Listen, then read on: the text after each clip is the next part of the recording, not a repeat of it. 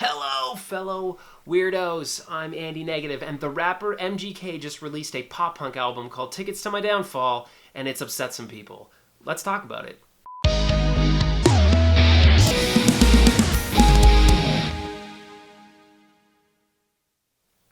Alright, weirdos, before we jump in, please take 1 second to subscribe to the channel for all kinds of guitar and music-related stuff.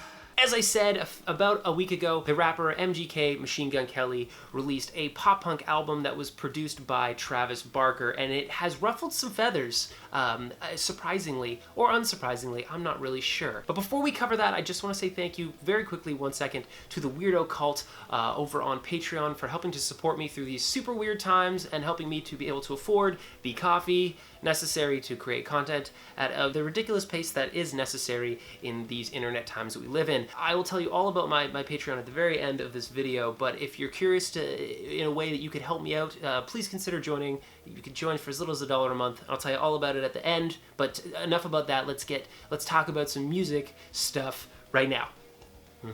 So I've listened to this album a few times, and honestly, I really like it. I think it's pretty cool. To be completely candid though, I was not a huge fan of Machine Gun Kelly's rap work to begin with, but I do think that it's interesting to see him transition into this new style of music, especially considering that the world has changed a lot, and that there seems to be a kind of reinvigoration into this pop-punk sound. You're seeing some of the pop and hip-hop acts that are starting to include it in their sound, more guitar-driven stuff, even with Youngblood and other bands like that, which to me is really exciting. I think it's pretty fantastic. And honestly, I feel like as a whole, though it's maybe not groundbreaking music in any way, and it's not breaking the mold in terms of pop-punk and punk rock, what it has done is it's really distilled down the very core simplicity of what, to me, pop punk and punk rock is that it's simple, it's straightforward, and it's real. This dude was clearly felt he wanted to do something a little bit different with his music. He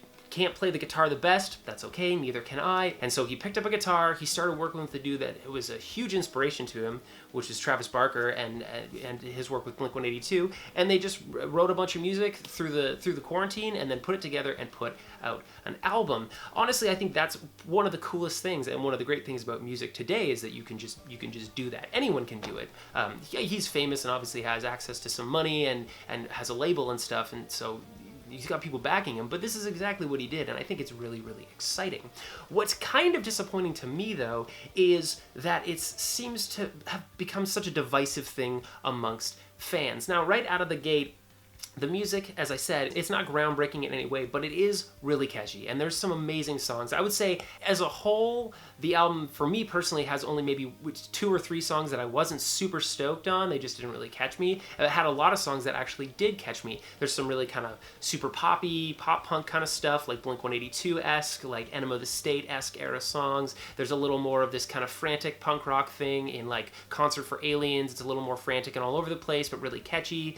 There's, like, some acoustic style stuff that jumps into like full-blown pop punk that's just like going. He's got some really emotional lyrics that talk about the things that he's going through and his mental state and where he's at, which I think is really great, and I like to see that kind of stuff in music because it makes it relatable. And then there's these kind of like really neat moments where he has like audio recordings of him talking to his girlfriend and talking to his friends, and they've just kind of pieced them in, and it feels like a really real album. There's some sounds of them in the recording studio just like chatting, or like, you know, stuff that was from in between takes or whatever that they've sprinkled in, and I really like that kind of stuff. I think it's cool. There's some hip-hop elements that they've included, especially with a lot of the features. You get these moments where it'll go from like a straight pop-punk thing to like full-blown just like hip-hop beat, but that's a very Travis Barker thing to have that kind of pop in, and as a rapper, it doesn't surprise me that he did that. The collabs that are on this album, I think, are really good. The collab he did with Halsey, I think, is fantastic, and Halsey has a super Paley Williams Paramore vibe to her voice in the song, and I think it's like really cool and really catchy. That's one that I listen to a ton on repeat. And as a whole, it's just like, it's a cool pop-punk / hip-hop, I guess, like pop album that has a lot of facets to it and is really exciting. I would suggest you go listen to it. I've had it on repeat actually for the past couple days, and I've really really enjoyed it. Personal nitpicks for me are there doesn't seem to be a lot of C sections. There's a lot of A and B, so verse and chorus, which is very common in pop music to not have a C section. But since I was raised on kind of the late 90s, early 2000s punk rock and pop punk, there'd always be like a guitar solo or an interlude section, like a bridge of some sort. But that seems to kind of, in general, in popular music, being kind of going the way of the dinosaur.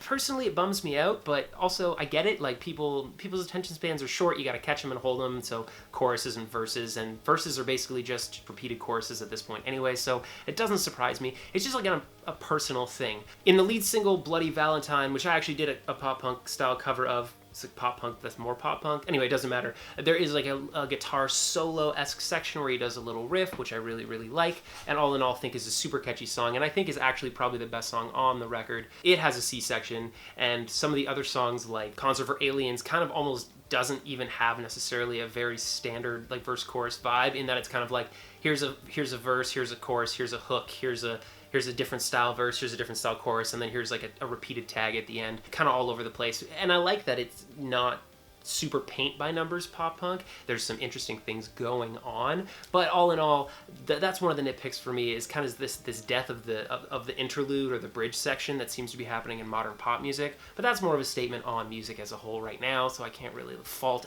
MGK or Travis Barker for that happening, and it's just personal taste. I do think that the guitars aren't loud enough. I have this problem with a lot of music. I don't think that the guitars are loud enough, but that's, it's, again, personal mixed taste. The vocals are quite loud, the drums are quite loud, which makes sense. That's a very modern production thing because people gravitate towards beat and melody, so I'm not surprised that that's the case. I just wish the guitars could have been a little louder, because the guitar parts actually sound pretty cool, and the guitar tones sound like they're pretty cool. But honestly, that's about it that I have in terms of nitpicks about the album. It's a pretty good album. It sonically sounds really good. I think it's well written, well produced. Kudos to Travis Barker for his work. Kudos to Machine Gun Kelly for pushing himself vocally and trying out some different things. I think it's really, really awesome. The thing that really upsets me the most about this album is this, as I mentioned before, this kind of divisive thing that's happening between fans.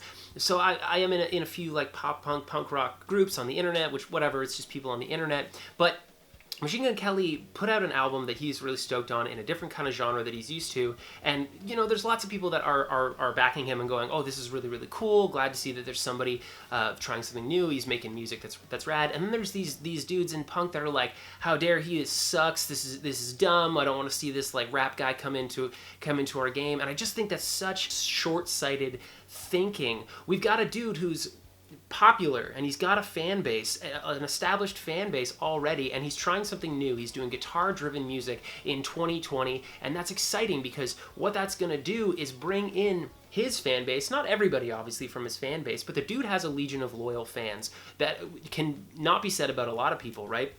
He's worked hard to build this legion of loyal fans, and he's trying something different, and it seems like his fans are into it. They're stoked about it, and it's guitar-driven music. And in the past few years, probably the last 5 to 10 years, there's been a steady decline in the popularity of guitar-driven music for things like pop music and hip-hop music, and things that are more sample-based and use a lot of like computer-oriented sounds. And I get it, that's fine, but why are we getting now upset at a dude who's like, hey, I'm going to start to do some guitar-driven music and try to breathe new life into it, which is exactly what this genre needs. It needs new people coming in and listening to it. We need kids coming in. And when all of the bands are now in their 30s, 40s, 50s, they're not bringing in kids anymore. Maybe their fans' kids are sometimes coming in, but it's not the same way like when we were kids and we were hearing it for the first time and it was fresh and it was new and it was exciting and it was getting out to all the kids because it was rebellious and different and it wasn't what our parents were listening to. That's what was exciting about us and got us stoked about guitar-driven music. And guitar-driven music had many, many, many years of success, and I think we'll continue to see success. But in a time when there is not a lot of success in guitar-driven music specifically, especially not new guitar-driven music, then you have a dude that's coming out of the gate with an already established fan base in a different genre, and now exposing these people to a new kind of sound that is guitar-driven, and they're excited about it and they're getting on board with it. That to me is a wonderful, wonderful thing. But you see these purists, these pop punk purists who are like, oh, it's not good enough, oh, he's not allowed to do this kind of stuff. I think it's so silly. Here you've got a dude who's literally making music that he's stoked to be making. He's bringing it out to a brand new audience of people that maybe would never have even listened to guitar-driven music before, and it's breathing new life back into the genre, a genre that I personally love and think needs new life and new blood. So why is this so divisive? The reason I think that it's so divisive is the same reason that I think punk has such a problem in the first place. I love punk music. It's my favorite genre. It's the genre that kind of got me into making music and got me most excited about music in the first place. But you've got this genre that's built kind of on, it's supposed to be inclusive and involve everybody, unless you don't do it the way that I do it, and then you're wrong. You don't like the right punk bands, so you're doing it wrong. Oh, you're not wearing the right patches, so you're doing it wrong. You don't have the right albums, so you're doing it wrong. You're not going to the right concerts, so you're doing it wrong. I hate that mentality, especially when the idea of punk is to go against the grain and be who you are and do what you want to do in life. And then you've got all these people that are like, yeah, do what you want to do so long as it's exactly like what I'm doing. That gatekeepy attitude is such a fast way to just kill a genre.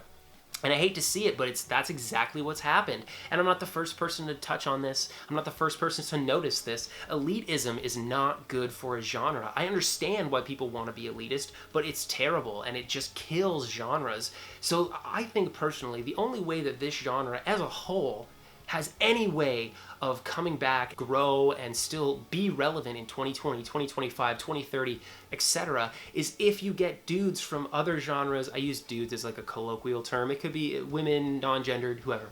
If you get dudes who are bringing in their audience from whatever genre they're making and cross-breeding it with whatever genre is that we're making, I don't think that there should be genre per se anymore. And I think, this might be a little crazy, but I think in the next 10 to 30 years, we'll see that maybe genre won't really exist anymore because there's going to be such an amalgamation of musicians just making whatever at home and with their friends that it's going to kind of go the way of the dinosaur, as it were, which I think is kind of what we need in terms of genre, but maybe that's a little too insane. So let's step back a little and just say it's awesome that this dude, this rapper, is making a pop punk album. It's pretty good, and I highly suggest that you go listen to it because it's got some bangers, and honestly, good on the dude. I think that he's a welcome addition to the punk rock, pop punk environment. I welcome his fan base. I welcome everything that he has idea-wise. Obviously, like, who cares what I think? I'm just a dude on the internet.